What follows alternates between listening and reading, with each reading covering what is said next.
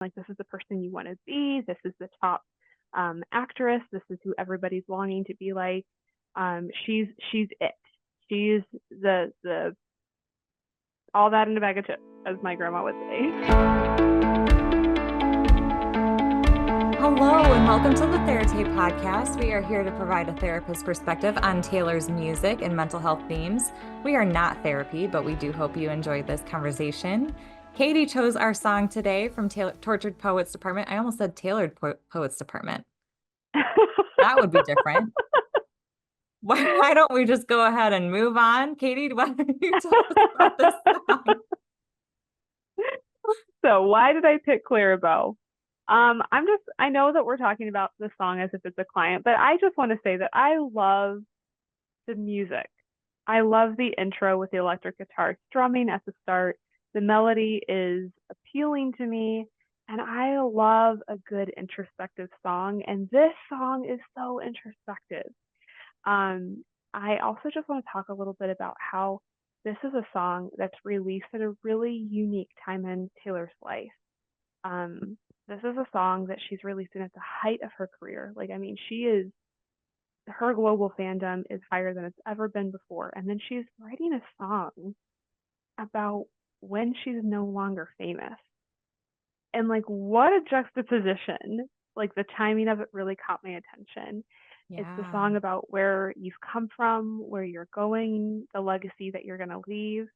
And that's deep and compelling to put into an album that you're releasing at the top of your career, where the streams, the amount of people who are going to listen to this is higher, like, than it has ever been, or maybe ever will be. I don't know. Maybe she's at the top. Maybe she's got further to go. We don't know. Yeah, that's a really good insight. So I think that this song was one that people had to look up. Like, I don't think many people, unless you're really into black and white movies, knew who Clara Bow was before the song was written. Like, I'm sure if we did like a Google search, like, the analytics on like who is Clara Bow like skyrocketed right after we found out the song titles off of this album. But for those who maybe don't know or didn't Google that, Clara Bow is a very famous silent movie actress from the 1920s who became very, very popular, came from a very turbulent, very traumatic backstory. But when she became famous, she became known as what's called the it girl. So if you've ever heard that phrase before, it's just saying like, this is the person you want to be. This is the top actress. This is who everybody's longing to be like. She's it. She's the all that in a bag of chips, as my grandma would say. Are you telling me that phrase was because of Clara Bow?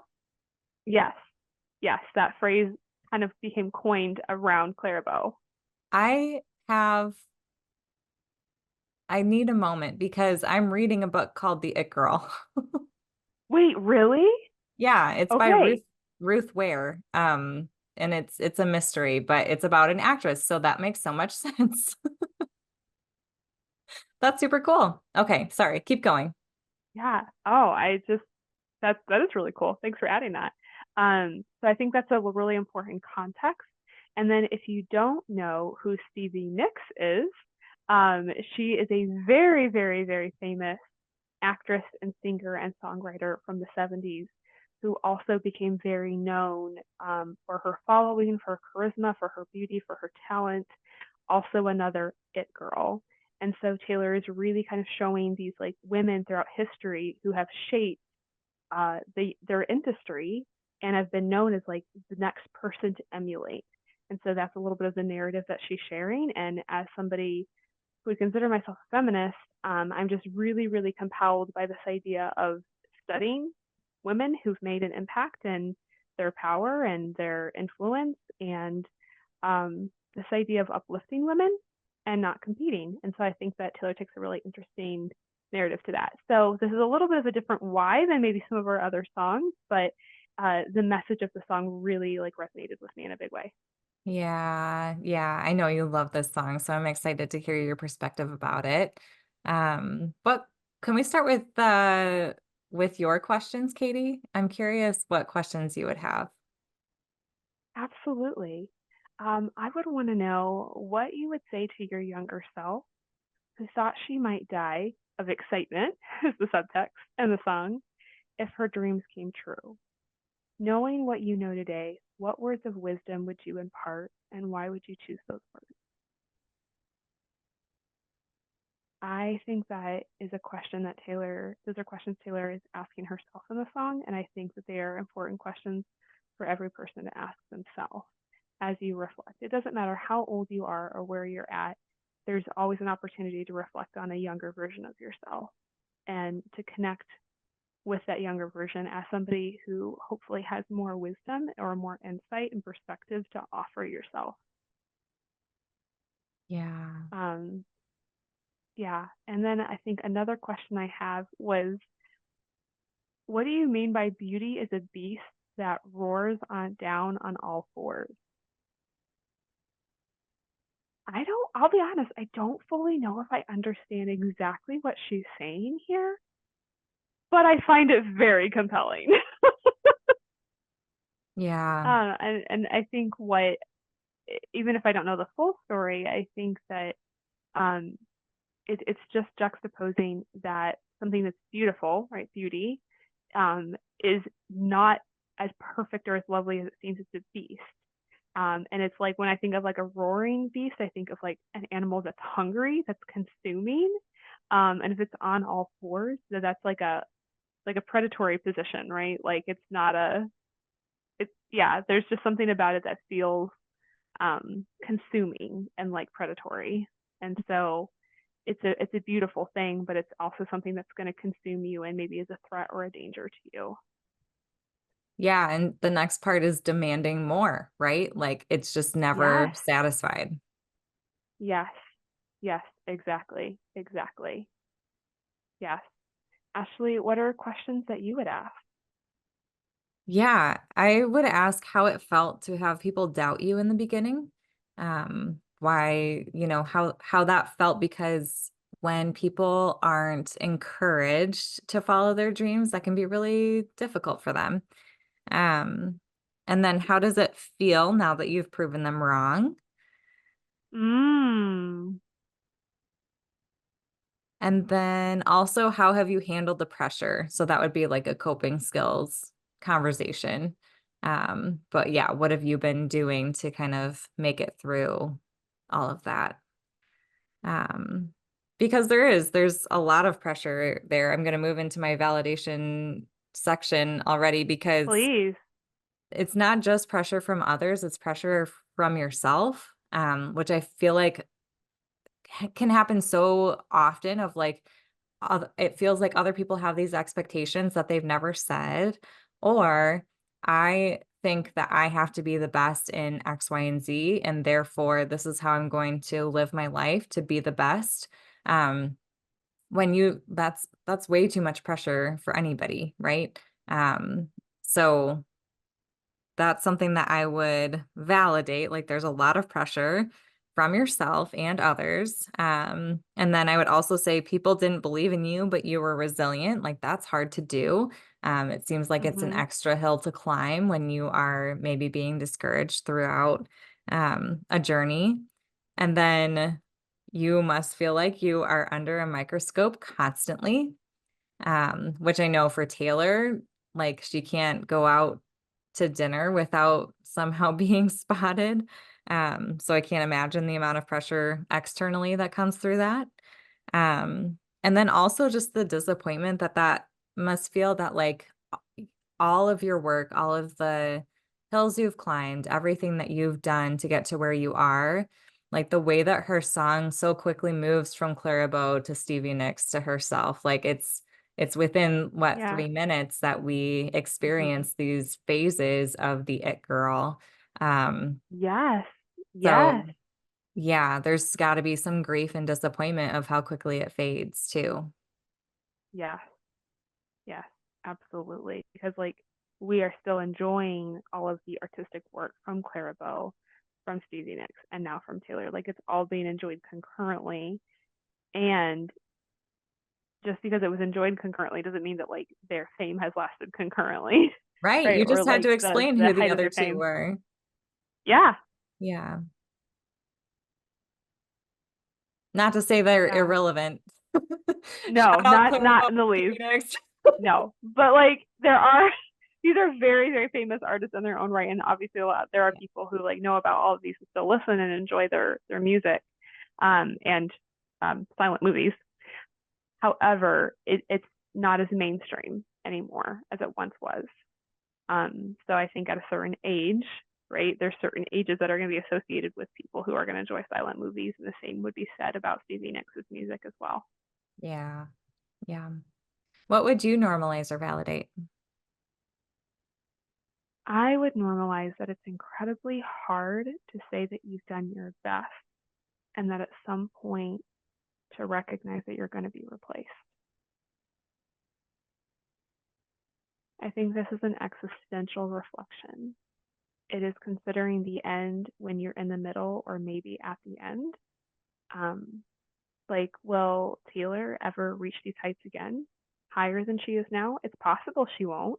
It's possible that she is at the top of her game and she's realizing it won't ever get bigger than this. So maybe she views this as her descent. Um, which, to be fair, if you've watched Miss Americana, then you know that she has thought this before. So who knows what the future actually holds.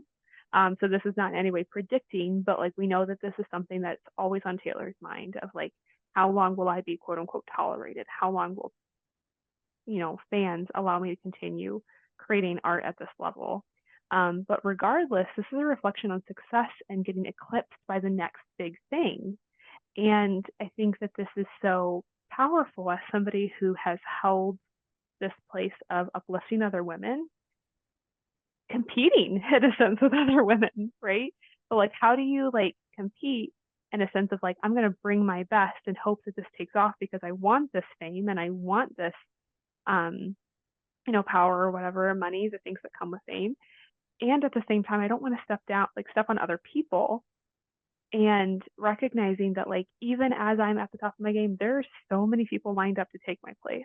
Mm-hmm. And I think that, for those of us who aren't on that level of fame, which is most of us, who are living ordinary lives, like thinking about retirement, right? Or thinking about that person that just got hired in, or somebody who took your job after you left the company.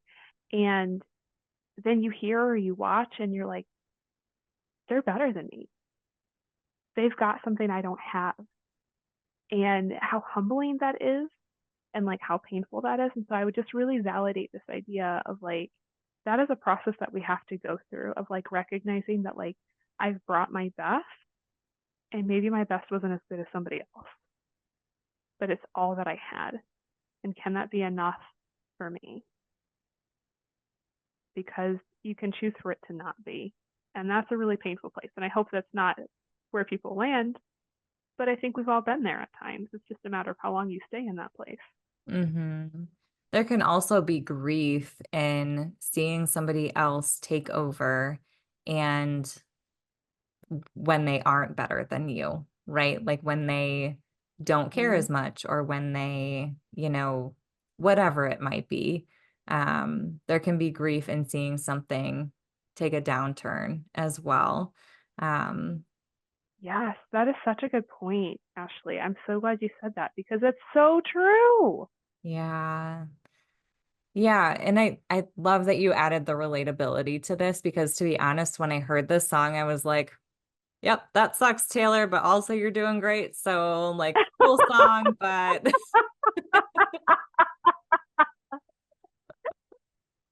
That's so fair. That's so fair. Oh my gosh, yes. but I'm glad that you brought it kind of down to earth too. And I don't have a problem with this song. Like I'm glad that she wrote it. I do like the song. Like it's stuck on my playlist to return to. But I think especially the lines that you shared, like for I think women especially, beauty is a beast that roars, right? Like there's this constant starvation almost, it seems like, of society to be better, do better, act better, look better. Mm-hmm. And when is it just enough? Um, Mm-hmm. So I say this Yeah. with, highlights in my hair, but when is it enough? Like everybody has their own boundaries, and being able to set those, whether it's with your looks or with your personality, like you simply cannot meet everybody's expectations for yourself. So you have to Mhm. come up with your own. I took over there. Absolutely. Feel free to keep Absolutely. going. No, preach. I love it. I love it, Ashleigh. And, I think about somebody like, like the subject of the song, like Taylor, or any person who's, in the spotlight and identifies as a woman. There is such a cultural demand and expectation for what beauty looks like. And particularly, I mean, beauty is a resource that, according to the cultural standard, will diminish. Like, you're chasing after scarcity if you are seeking the cultural ideal of beauty. And I think every person could outline an idea of what that looks like. And we've probably come up with some consistent things if we're not talking about personal standards, but like cultural ones. And so this idea of like chasing something that's actively diminishing and finding value and worth on that, and then having to like, it just, that very much resonated. And so what you're saying about having a boundary and having a sense of like, what do I define as beauty, and how am I going to live into live into my beauty? Like, that's a profound question. I just love, I love the reflection she's doing in this song. I just love it so Hmm. much. Yeah. Yeah. That's really good. What would you, What rec- Oh, please. Something there. we went on a tangent. We'll come back. What recommendations would you provide, Katie? I would really recommend that this person process their grief for what it has cost you. The hell on earth, like, to use a direct quote from the song, for the mistakes, regrets, and pain that you've suffered along the way in your journey. Um, I think that there is uh, something to be said to celebrate what you've done. And I think it's also okay to recognize what you haven't done, or maybe the success that other people are getting that you feel like should have been given to you. Can you validate yourself? Um, so I think just the grief and the celebration. And I love in the song that you kind of hear that process where she kind of ends with recognizing, like, I'm the it girl, and I'm the one people are going to be compared to as I'm being eclipsed. Like, there's an acceptance here. And so I don't know if I'm like recommending acceptance or just saying like, you're already doing it. Like, way to go. Like, points and kudos and brownie points for you. Like, I love that. So Mhm. um what about you, Ashleigh? Any recommendations? Yeah, I want to add too. I don't think we can talk about this song without talking about Nothing New. Oh, so glad you brought that up. Love that song. Love that song. Also love Phoebe Bridgers. It's just chef's kiss. Perfect match. Match made in heaven. And we're not talking about Red right now, so like maybe we can come back to it too, but I feel like we need to at least mention like that's another song that kind of addresses this whole like, okay, I'm nothing new, like how long are you going to be interested in me? And so I think I was listening to this song with a little bit of that in mind too, of like Taylor is really wrestling with this idea that like fame only lasts so long. So I wanted to add that in, but Mm-hmm. um the recommendation I would provide is to remind herself about where worth comes from. And that's something that Mm-hmm. like I talk to clients about all the time. And it's something that everybody comes up with their own definition for, right? But I love to ask the question for any random human walking down the street, where does their worth come from to you? Because I think we as a society generally agree that humans have worth. And I like to ask the question, why? What's the reason to you that this person has worth? And then my next trick with that is therefore you believe that about some random human, you also have to believe that about yourself. And that you have worth because you're human and you're alive and you matter. Um, Mm-hmm.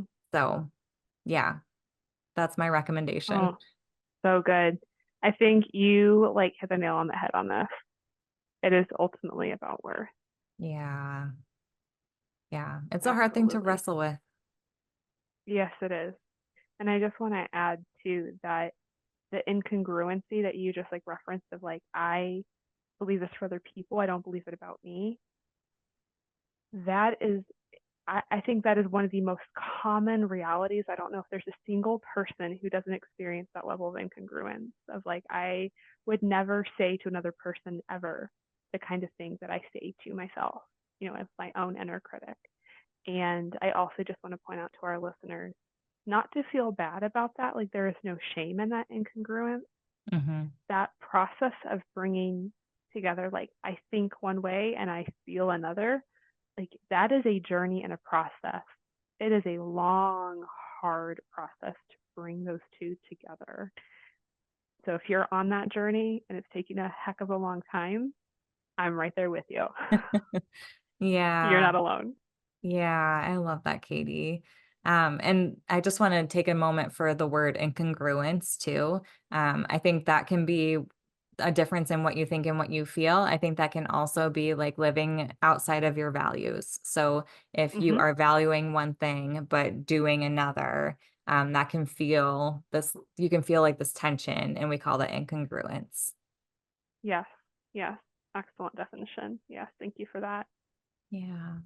So I think that's something that I would challenge is how do you celebrate and set up the next generation for success as part of your legacy? I love that. That's so good, Katie. I, if you have not seen, if you personally or our listeners have not watched the Barbie movie, um, the ending of that movie, it just highlighted because it was such a cultural phenomenon when it came out. But one of the beautiful messages of that movie was this idea of older women kind of setting up younger women for success. And specifically, that movie was talking about mothers and how mothers do that for their daughters, which I think is really beautiful. But I also see that with Taylor as well, and like the subject of the song. Um, it's like, hey, I've done this. Now, like, go be greater. Go do something more.